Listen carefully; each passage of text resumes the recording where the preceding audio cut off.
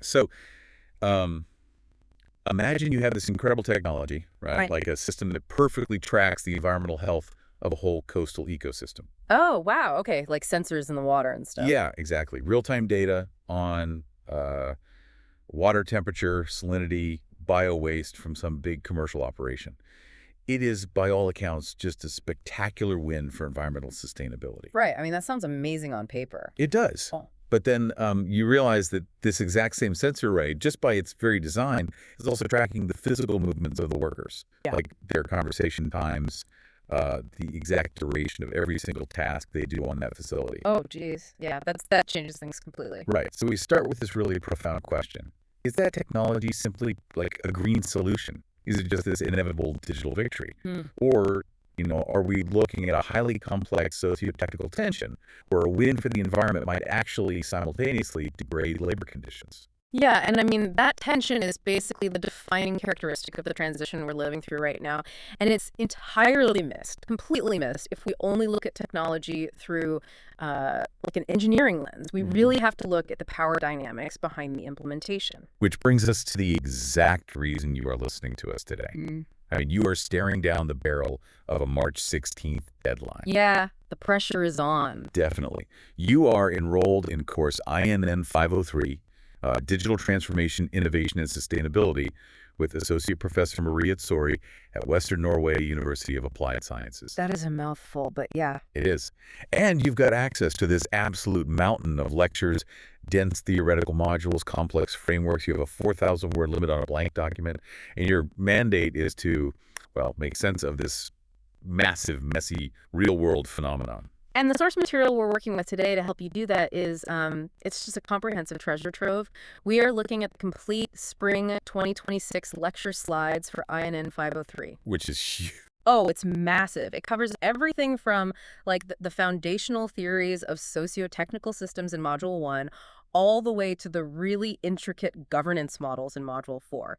It's highly theoretical, sure, but more importantly, it is highly applied. Right. And our mission today is very specific. We are going to go tips for Oppgaveskriving on Fillingovergangen. Oh. Basically, we are providing the ultimate analytical cheat sheet for assignment writing on the twin transition. Exactly. We are not just summarizing the syllabus here. No, absolutely not. We are extracting exactly what the grading rubric explicitly states is, quote, highly valued. We're going to map out the theoretical lenses you have to apply, the analytical traps you need to avoid, and really the exact way to structure your arguments. Yeah, because you want to elevate this paper from just a simple, descriptive essay to a top-tier piece of academic analysis. Translating that raw knowledge into precise analytical execution is, well, it's the only way to succeed here. Totally. Because the grading criteria, they're looking for a demonstration of systemic understanding, not just a regurgitation of facts. Okay, let's unpack this. Because before you can write a compelling core analysis, before you even type your introduction, you have to prove to the grader that you actually understand the fundamental nature of the twin transition. Right. We have to set the stage properly. Yeah. And reading through the lectures from Module 1, there's this very clear trap that I think a lot of students fall into. It's what I call the tech trap. Oh, the tech trap. Yeah, that's a good name for it. Right. Because it is incredibly tempting when you're faced with an essay prompt about digitalization and sustainability to write an opening paragraph that basically argues, climate change is an existential threat, but thankfully Silicon Valley invented AI and advanced sensors, and now algorithms are just going to optimize away all our emissions. Oh, yeah. And the syllabus is remarkably explicit about avoiding that exact narrative. If you frame your introduction as this story of technological salvation, you have fundamentally misunderstood the core premise of the course. Wow, so you'd basically fail the prompt in paragraph 1. Pretty much. Because the twin transition is defined not as a technological shift, but as a co-evolutionary process. It is a socio-technical transformation. Okay, so that phrase, socio-technical transformation, it gets thrown around a lot in these slides. For a student who is, just trying to construct an introduction that immediately signals competence, how do they operationalize that phrase? What does that actually look like on the page? Well, a top-tier assignment uses that framework to highlight how digital transformation reshapes value creation, right? How it alters governance structures and, crucially, how it redistributes power. Power dynamics. Exactly. A core tenet of Professor Tsuri's lectures is that technology is never neutral. Never. You have to demonstrate to the grader that design choices matter. So it's not just about the gadgets themselves. No, not at all. You have to show that who controls the data architectures matters, and whose specific societal problems get prioritized by these new technologies dictates the final outcome. It is not just about the tool, it's about the entire social ecosystem that the tool is embedded in. I want to push back on that slightly, though, or, at least play devil's advocate, because I think a lot of students might actually struggle with this concept. Sure, go for it. So if we look at the e-waste paradox, which is a really prominent example in the syllabus, digitizing a process seems, on the surface, inherently green. It does seem that way. Like moving away from paper, optimizing a smart grid with an app, minimizing physical transport through virtual meetings. Locally, that feels very clean. So isn't the resulting electronic waste just like a temporary logistical failure? I see where you're going with this. Right, because once recycling technology catches up, doesn't that just negate the so-called socio-technical problem and prove it was really just an engineering hurdle all along? So that is a very common perspective, but the syllabus explicitly argues against that kind of linear solutionist thinking. Really? Yeah. The e-waste paradox isn't just some temporary logistical glitch. It is actually a feature of the current socio-technical regime. A feature, not a bug. Exactly. When we celebrate a, green and digital win in a highly regulated region like Norway, we have to systemically trace the physical hardware that actually enables that win. And where does that hardware go when it dies? Right. We export massive amounts of electronic waste to developing nations where it meets informal, unsafe, and just highly toxic recycling practices. And this happens precisely because of less stringent regulations and lower operational costs in those areas. Wow, okay. So the clean digital solution in one region relies on the active exploitation of labor and environmental degradation in another region. Yes. And the broader syllabus points out that this is driven by path dependency and economic lock-ins. We have built a global economic model that heavily incentivizes the externalization of environmental costs. Right, out of sight, out of mind. Exactly. So if a student includes this e-waste paradox in their introduction, they immediately demonstrate that they aren't just cheerleading for technology, they are critically analyzing the systemic, uneven territorial effects of the transition. That makes total sense. Let's take the DNA double helix analogy to visualize this coevolutionary process. Oh, I love that analogy. Yeah, it really works. So you have the green strand, right? The sustainability mandates, the emissions targets, the circular economy goals. Yeah. And then you have the digital strand, the data architecture, the AI deployment, the IoT sensors. And they are inextricably linked, wrapping around each other. But here's the critical part. You cannot mutate the digital strand without simultaneously mutating the green strand. Right. They impact each other constantly. Right. Like if you massively accelerate digital optimization to speed up global supply chains, you might unintentionally create a carbon lock-in. Because those newly optimized routes now rely on massive energy-hungry data centers that actually run on fossil fuels. And that coevolutionary mutation is exactly what the grader is looking for in your paper. If you only analyze the digital strand, you miss the carbon lock-in entirely. And if you only analyze the green strand, then you might miss how a new environmental policy could digitally disenfranchise a rural community that, say, lacks the broadband infrastructure to even comply with these new, complex digital reporting standards. The socio-technical lens forces you to look at the entire helix. Okay, so once that socio-technical framing is established in the introduction, the student hits a major structural crossroads in the assignment. Yes. Two options. Yeah, the syllabus offers two very distinct paths for this 4,000-word paper. And picking the right one fundamentally dictates the theoretical lenses and the structural format of your whole analysis. Which is a huge decision. It is. So option one asks the student to, quote, analyze a twin transition challenge in a Norwegian sector using data and innovation lenses.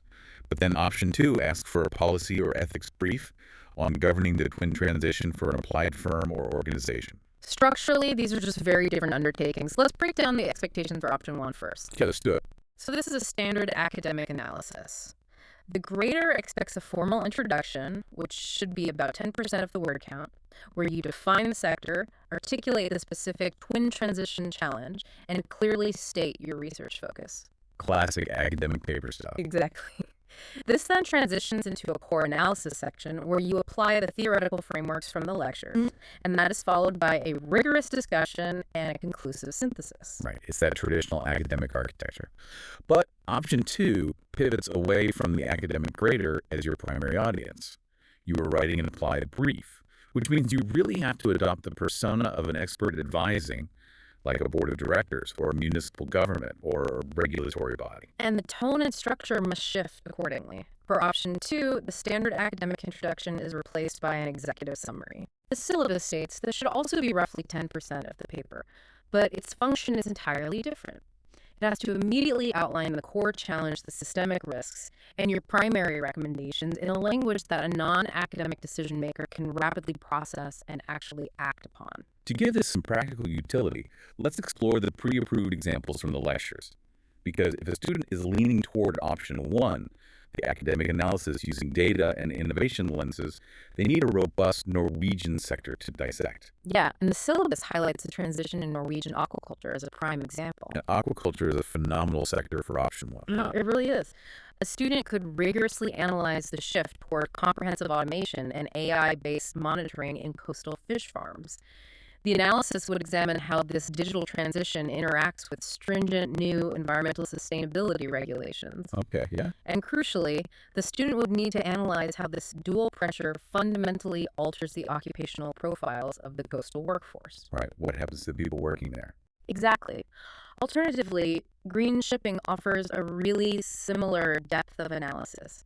You could look at digital navigation, fuel optimization algorithms, and the resulting shift in required maritime skills. But if we pivot to option 2, the policy or ethics brief, we take those exact same sectors and reframe them around a governance tension. Yes, the framing changes entirely. So, for instance, a student could write a brief titled, I don't know, Governing AI and Sustainability in a Norwegian Energy Company. In that brief, the analysis must address the ethical deployment of artificial intelligence. It would need to evaluate how the existing workforce has to be reskilled to actually operate these systems. In the carbon footprint, right? Exactly. Importantly, it would have to address the energy consumption of the AI optimization systems themselves. The carbon footprint of the digital solution is a huge factor. Or we can circle back to the tension we opened the show with, writing an ethics brief on the ethical challenges of data use in aquaculture firms. Oh, that's a great one. Yeah, because you have the absolute necessity of environmental monitoring like tracking waste and feed efficiency colliding directly with the resulting worker surveillance. The sensors meant to save the fjord are now tracking the heart rate and location of the workers on the pens. That is just a perfect socio-technical tension for a policy brief. But here's the critical directive for the entire assignment, regardless of whether you choose option 1 or option 2. Okay, what is it? The professor has a slide explicitly titled Points Highly Valued. The central bullet point reads, Analytical Thinking over Description. This is where papers live or die. Absolutely. Because if a student spends 2,000 words writing this beautifully detailed, highly technical description of how a smart building's HVAC system operates, or exactly how an autonomous ferry navigates a fjord, they are actively tanking their grade.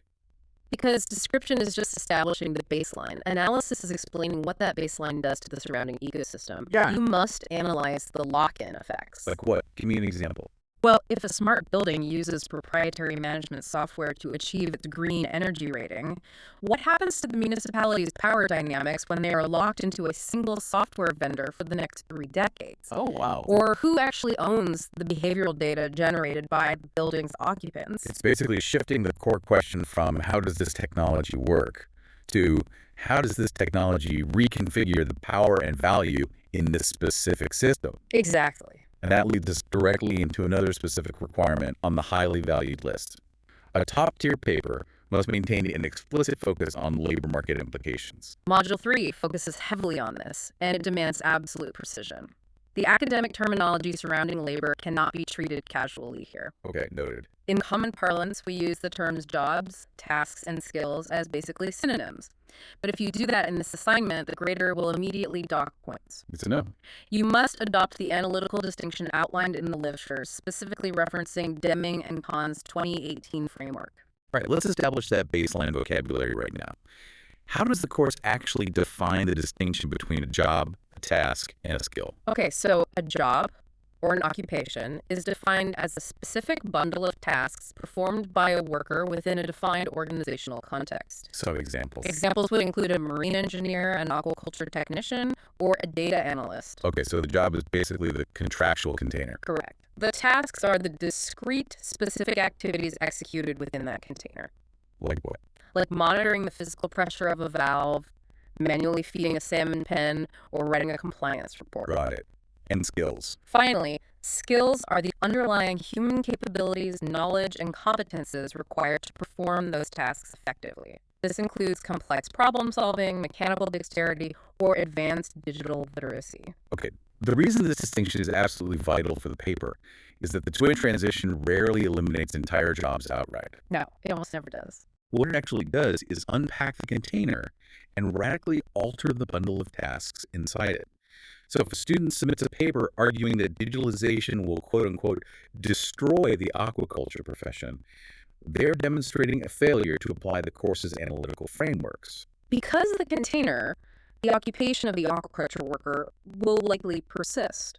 What changes are the specific activities they perform daily. And to analyze this accurately, the syllabus mandates the use of 4 specific job transformation mechanisms. Let's rigorously apply these 4 mechanisms to a real-world Norwegian case study to see how a student should weave them into their analysis. What's the first one? Mechanism number 1 is substitution, which is essentially pure automation. This occurs when a technology completely replaces human labor in the execution of a specific task. Okay, so going back to our aquaculture example. Right, the deployment of automated algorithm-driven feeding systems substitutes the manual task of a worker physically throwing feed into the pens based on visual observation. Okay, that makes sense. Mechanism 2 is complementarity, or augmentation, right? Where the technology does not replace the human, it actually enhances human productivity. It acts almost like an analytical exoskeleton. That's a great way to phrase it. In the green shipping sector, a perfect example is an AI-driven decision support system on a vessel. The algorithm does not steer the ship. Right, there's still a captain. Exactly. It just analyzes thousands of real-time weather and current variables to suggest the most fuel-efficient route.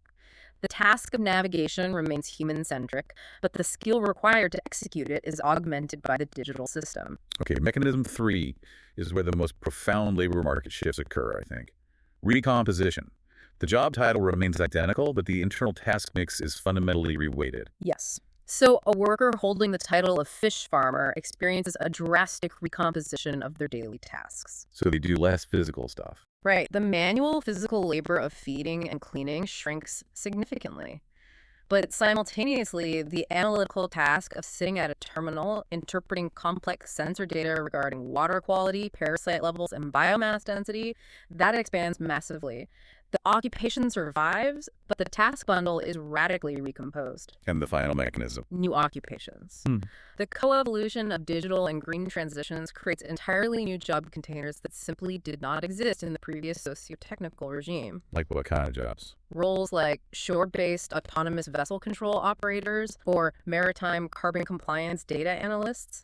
I have to interject here because when you read through popular media or even certain economic forecasts, the prevailing narrative is almost entirely focused on job destruction. Constantly. Right. It is this dramatic, highly compelling narrative to argue that automation will just hollow out the coastal workforce. So why does Professor Surya's syllabus explicitly warn against adopting this job destruction narrative in the assignment? Isn't it a valid socioeconomic concern? It is a concern, absolutely. But academically, that narrative suffers from severe framing bias, which the syllabus strictly warns against. Oh, so? When reports focus exclusively on listicles of high-risk occupations, or they forecast sector-wide employment collapse, they commit 2 analytical sins. First, reductionism. Meaning they simplify it too much. Yeah, they treat complex jobs as singular, disappearing units rather than dissecting the changing task bundles we just talked about. Second, they suffer from innovation bias. They entirely ignore the simultaneous emergence of new tasks and new occupations. But beyond just being analytically incomplete, the syllabus argues this framing actually creates a dangerous policy environment, right? Yes. The syllabus refers to this as policy blindness. If you frame the twin transition as an inevitable technological tsunami that simply destroys jobs, you are adopting a perspective of technological determinism. Assuming we have no control. Exactly. You are assuming the outcome is dictated purely by the machine. But Module 4 of this course is entirely about governance. The outcomes are not predetermined, they are governed. If a student frames the workforce as simply obsolete, they strip away human agency and institutional power. A highly valued paper will explicitly push back against that determinism. And the counterframing that the syllabus provides is this concept of hybrid twin skills, which is really the analytical key to unlocking the labor section of the paper. Hybrid twin skills represent the synthesis of advanced digital literacy with domain-specific environmental and sustainability knowledge. Okay, break that down for me. Well, it is insufficient to merely understand how to operate a cloud database, right?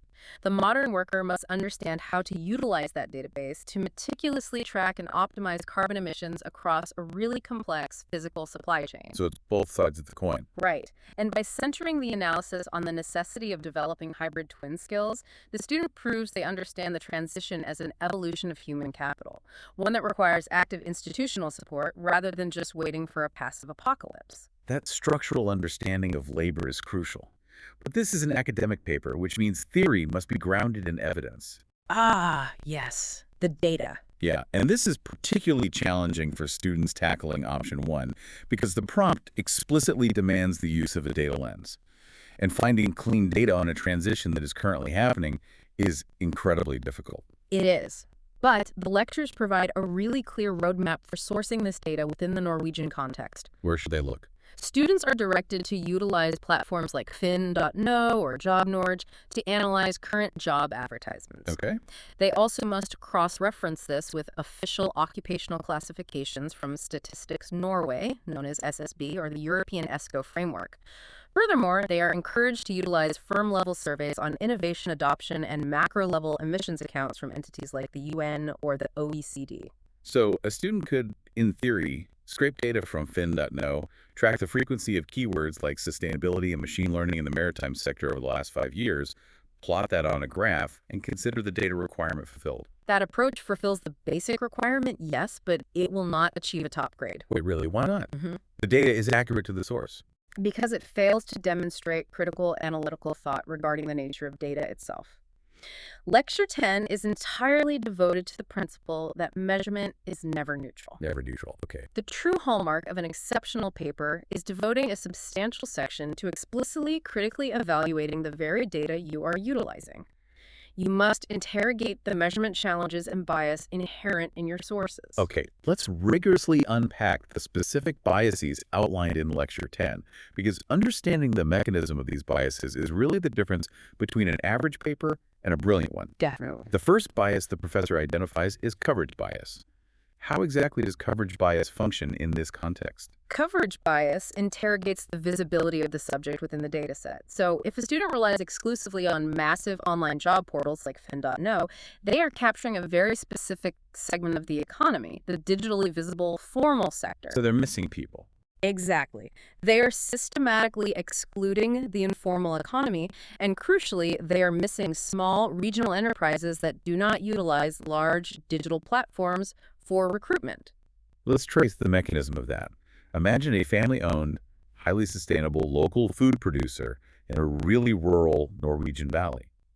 They are actively undergoing a green transition, altering their crop rotations to adapt to climate changes. Okay, perfect example. But when they need an extra hand, they just hire locally through word of mouth or a community board at the grocery store.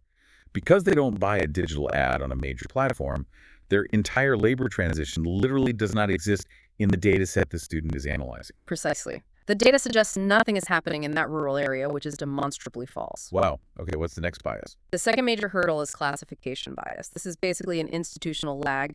The official coding systems used by organizations like SSB or ESCO are these large, slow-moving, bureaucratic architectures. They take forever to update. They often take years to update. Consequently, they severely underrepresent newly emerging green skills, and they systematically fail to capture tacit knowledge. So an official institutional job code might just read logistics manager. But the actual lived reality of that role today requires the manager to constantly navigate complex, uncodified green compliance regulations and use bespoke emissions tracking software. Right. The institutional code completely flattens that reality. Exactly. And the final trap is algorithmic bias. Oh, this one is huge. It is. When institutions attempt to predict future skill demands, they increasingly rely on machine learning models. But these models are trained on historical data. Which means they carry historical baggage. Right. If you train a model on a sector that has historically been male-dominated, or a sector that historically undervalued environmental stewardship, the algorithm will mathematically reproduce and project those historical biases into its future forecasts. Oh, wow. Yeah, it will implicitly score male-associated technical skills higher for future relevance while downgrading the importance of newly emerging green skills. This brings us to what might be the most important quote in the entire syllabus. A really profound realization that the student must weave into their analysis. What counts becomes what matters. Yes, indicators dictate institutional reality. They shape where funding goes, where policy focuses, and what problems actually get solved. Right. If a specific skill set is not measured properly due to these overlapping biases, it just does not get counted. If it does not get counted by the state, it is systematically neglected in public policy and resource allocation. To make this actionable for the student, let's look at the Skill Resilience 4EU project, which is heavily referenced in the course material. This project focuses on sectors like tourism and the agri-food industry. Yep. So if a student is writing their Option 1 paper on the twin transition in the Norwegian food sector, how do they practically apply this critique of data bias to elevate their grade? The student would first present their quantitative analysis, perhaps showing data from SSB indicating a rising demand for digital supply chain analysts in the food sector. Okay, establish the base data. Right. But then they execute the critical pivot. They must write something to the effect of, while the available quantitative metrics suggest a purely digital transition, this analysis must acknowledge the profound classification bias inherent in the SSB data structure. Okay, I see. They'd go on to say that crucial tacit green skills, such as a local farmer's highly adaptive localized knowledge regarding climate-resilient crop rotation, are entirely absent from current occupational codes. Because what counts becomes what matters. Exactly. Relying solely on this flawed data risks a severe policy failure. Public reskilling funds in rural Norway might be disproportionately funneled toward generic digital tech roles, entirely neglecting the essential yet unmeasured tacit environmental skills that actually ensure long-term regional food security. That is exactly what the grader is looking for. It demonstrates that the student is not just a passive consumer of information, right? Yeah. They are an active, critical analyst who understands the structural limitations of their own methodology. And analyzing who gets neglected by the data leads us naturally into the next highly valued grading criterion, analyzing the uneven effects of the transition. The overarching narrative of the twin transition often presents it as this, rising tide that lifts all boats. Yeah. But the academic reality, as presented in the syllabus, is that it is a highly disruptive force that often capsizes smaller vessels, while larger, well-capitalized actors ride the wave. Right. A comprehensive assignment must meticulously map out exactly who benefits and who bears the cost. To structure this mapping, Lecture 12 introduces the concept of the digital divides. There are 4 specific divides that a student can use to segment their analysis of a sector. What's the first one? The first is the skills divide. This is the most immediate barrier. The disparity in existing digital literacy and foundational environmental knowledge determines which segments of the workforce can rapidly adapt to new technologies and which segments are rendered structurally redundant. Okay, and the second is the regional divide, right? Yeah. Which is particularly potent in a geographically diverse country like Norway. Oh, very much so. Urban centers and regions with dense existing digital infrastructure, proximity to universities, and established innovation ecosystems, they are positioned to capture the massive economic benefits of the transition. They have a head start. Huge one. Conversely, peripheral and rural municipalities, which might lack high-speed broadband infrastructure, localized training centers, and venture capital access, face a compounding risk of falling exponentially further behind. Then we have the firm-size divide, which really focuses on capital constraints. Right. Large multinational corporations possess the deep financial reserves required to invest in sweeping green digital transformations. They can absorb the initial sunk costs of experimental technology. The smaller businesses can't. No. Small and medium enterprises, or SMEs, they operate on razor-thin margins. They face severe financial, human capital, and data access constraints that prevent them from competing in the new socio-technical regime. And finally, the structural inequalities of the gender and age divide. Yes. Historically, women remain severely underrepresented in advanced digital, engineering, and highly technical roles. Consequently, as economic value concentrates heavily in these tech-centric transition sectors, the financial benefits disproportionately accrue to male-dominated Like demographics. older workers. Furthermore, older workers, despite possessing immense tacit industry knowledge, often face significantly higher hurdles, both pedagogical and institutional, in accessing rapid reskilling programs compared to younger, digitally native cohorts. These four divides provide a phenomenal checklist for the analysis section, but the lectures also provide this incredibly powerful visual framework to synthesize all of this. It's the 2x2 conceptual model of synergies versus tensions. Ah, yeah. This is the ultimate tool for a student to use, perhaps right in their literature review or methodology section, to plot the exact position of their chosen case study. It is a brilliantly simple yet profound analytical matrix. You construct a standard two-axis graph. The vertical y-axis represents digital transformation intensity, scaling from low at the bottom to high at the top. The horizontal x-axis represents green transformation intensity, also scaling from low to high. This creates four distinct quadrants that categorize the socio-technical reality of any firm or sector. Let's walk through them, starting with the top right. The top right quadrant represents high digital and high green intensity. These are the twin transition leaders. A gold standard. Exactly. They have successfully integrated highly advanced digital innovation with rigorous green industrial practices. They represent the idealized synergy of the transition. Moving to the top left, we have high digital but low green. These are the digital transition leaders. They are technologically highly advanced, perhaps developing cutting-edge AI or massive data processing capabilities, but they operate with a severe environmental deficit. So like huge tech companies. Right. Think of a massive tech company that runs its server farms on coal-powered grids. The digital capability is immense, but the carbon footprint is disastrous. The bottom right quadrant is the inverse, low digital but high green. These are the green transition leaders. This quadrant often contains traditional industries or niche firms that adhere to incredibly strong sustainable environmental practices, but they are severely lagging in digital data adoption, efficiency software, and modern connectivity. So their hearts are in the right place, but their tech is ancient. Right. Their environmental impact is excellent, but their operational efficiency is structurally vulnerable. And finally, the bottom left, low digital, low green. The twin transition laggards. These are sectors or firms characterized by high emissions, weak institutional capacity, and practically non-existent technological innovation. They face existential risk in the new regulatory environment. To really crystallize how a student should deploy this 2x2 matrix in tandem with the digital divides, let's construct a detailed example. Let's look at the Norwegian energy sector, specifically the macro transition of fossil fuel infrastructure workers shifting to the offshore wind sector. That is a highly complex, very pertinent case study. A student would begin their analysis by plotting the macro-level ambition of the Norwegian state. The state's explicit goal is to shift the energy sector from being a digital transition leader, characterized by highly advanced, digitally optimized oil and gas extraction, into the top right quadrant of twin transition leaders by rapidly scaling offshore wind capabilities. But the analysis cannot stop at the macro level.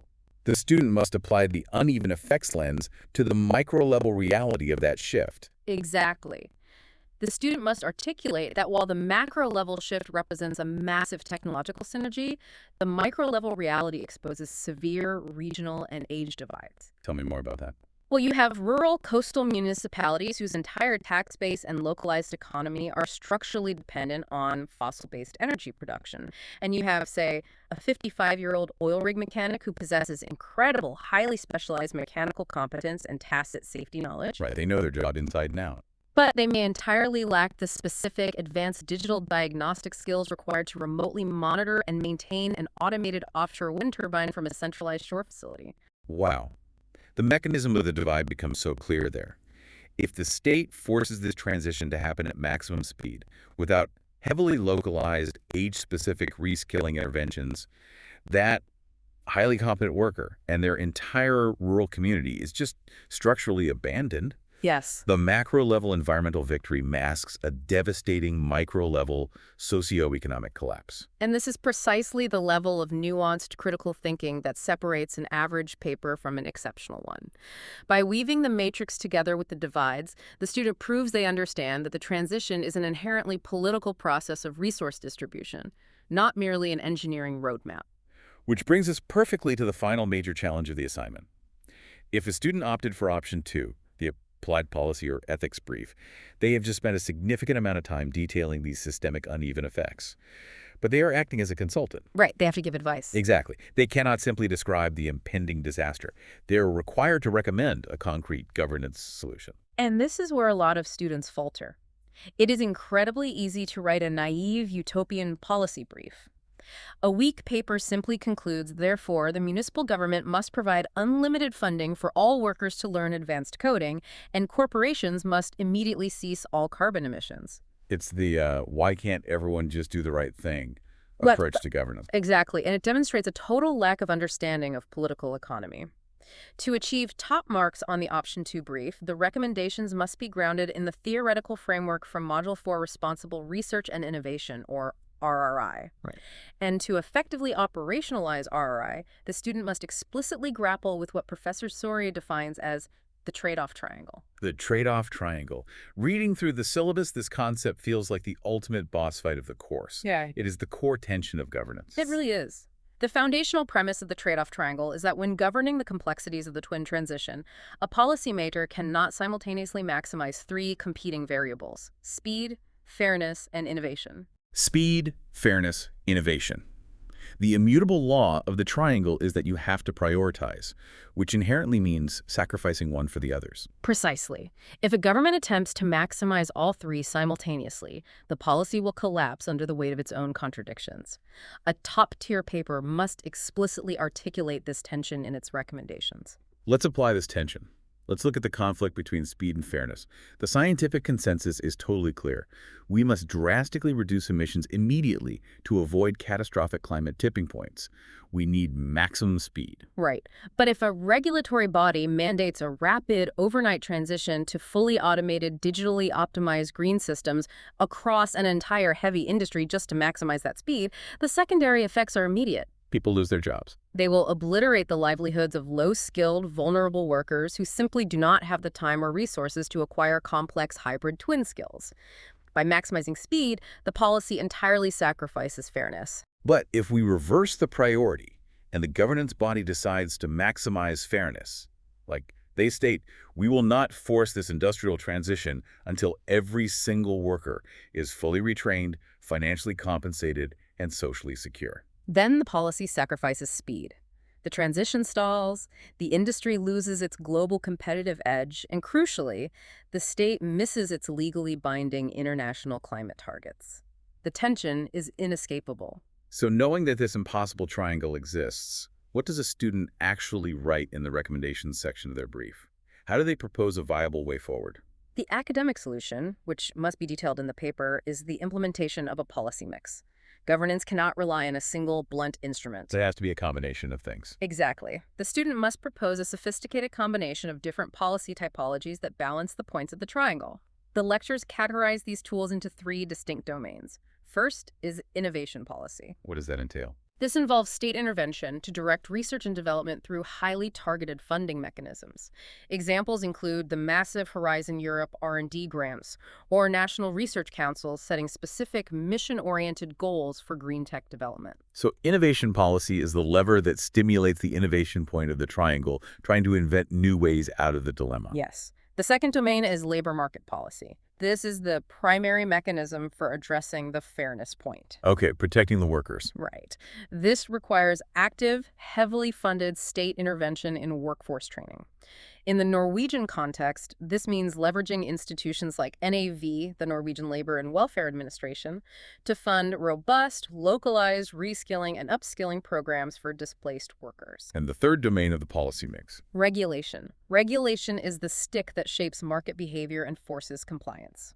This includes vast legal frameworks like GDPR for data privacy, the mandates of the European Green Deal, or municipalities utilizing strict environmental and labor standards in their public procurement contracts. So a highly valued recommendation section weaves these three tools together into a coherent strategy.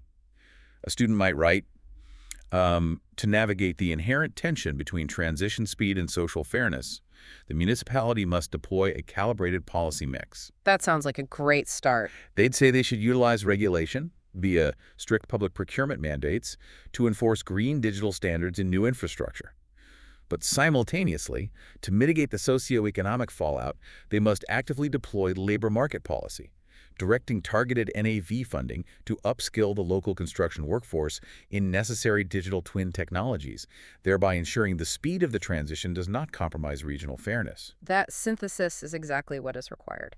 But for students writing the Option 2 ethics brief, there is one final, really profound layer of analysis they must include. What's that? The lectures pose a fundamental ethical question regarding the institutional perception of the workforce caught in this transition. The framing question, Ugh. the lens through which the state actually views the human being. Yes. The lectures challenge the student to ask, are the governance structures treating vulnerable workers merely as at risk and structurally obsolete, or are they treating them as investable assets critical for future resilience? That sounds like a really subtle semantic difference, but it really dictates the entire philosophy of the policy, doesn't it? It changes everything.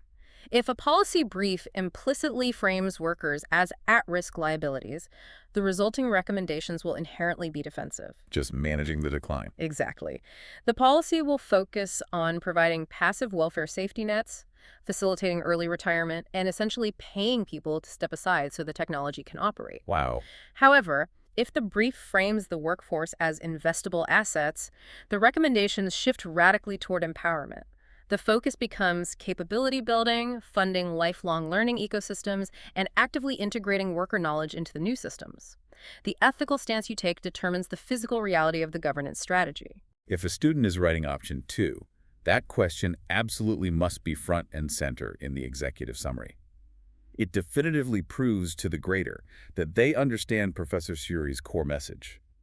Governance isn't merely about slowing down or speeding up technology. As the slides explicitly state, it is about shaping direction, distribution, and legitimacy. Governance is the steering wheel of the socio-technical regime.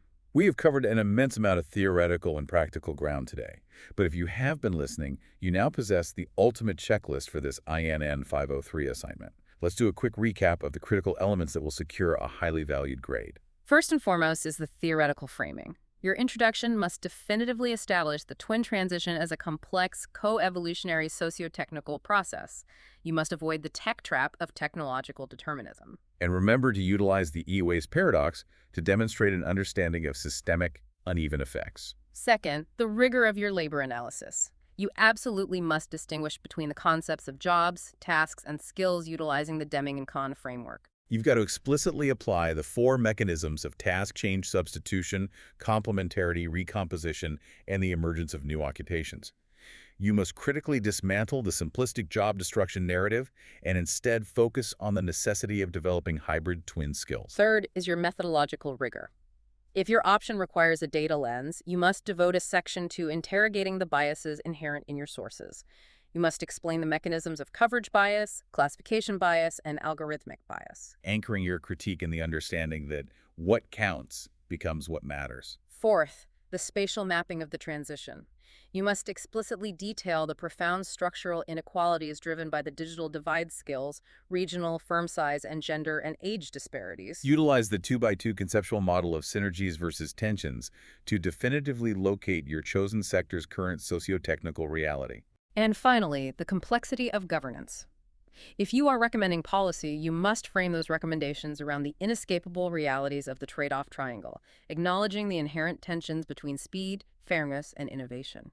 Your solution must propose a nuanced, balanced policy mix utilizing innovation funding, active labor market policies, and strict regulation. And crucially, ground every single theoretical point in specific, robust Norwegian case studies. Utilize the nuances of the aquaculture sector, the realities of maritime shipping, or the complex shifts in energy systems to prove the theory works in reality. If a student systematically executes that checklist, integrating those frameworks with critical analysis, they're going to submit a truly exceptional, standout piece of academic writing. You now have the frameworks, the terminology, and the exact grading expectations decoded. But before we let you go back to staring down that blinking cursor, I want to leave you with one final, highly provocative thought. This is something to perhaps ponder as you draft your final concluding paragraph, regardless of which assignment option you chose. It draws inspiration from Lecture 15, which covers the circular economy. The circular economy is, of course, a critical, necessary component of achieving the green strand of the twin transition. Exactly. And Lecture 15 points out that a true circular economy requires a fundamental societal shift away from the concept of product ownership toward a model of value retention.